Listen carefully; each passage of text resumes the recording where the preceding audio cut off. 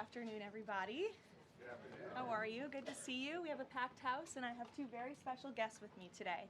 What the American people must not forget is that every single Democrat... Yes, so I saw some reporting, again, bad reporting this morning, that we had formally requested an extension of the ceasefire. That is not true at this moment.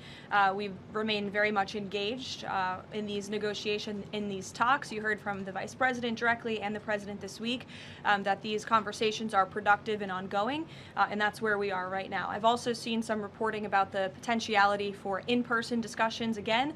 Those discussions are being had, but nothing is official until you hear it from us here at the White House. But we feel good about the prospects of a deal. The President mentioned that in his interview yesterday, and it's obviously in the best interest of Iran to meet the President's demands. I think he's made his red lines in these negotiations very clear to the other side, and so we are continuing to see how these conversations go. Would those talks be in Islamabad, or where would they be the next round? They would very likely be in the same place as they were last time, yes. With the same, I would just want to make one point that's important to the President. The Pakistanis have been incredible mediators throughout this process, and we really appreciate their friendship and their efforts to bring this deal to a close. So they are the only mediator in this negotiation. While there have been many countries around the world who want to offer their help, the President feels it's important to continue to streamline this communication through the Pakistanis, and so that's what continues to take place. Will. How much room do you see for additional sanctions being placed on Iran, and do you feel like the United States is getting enough support from allies on that front?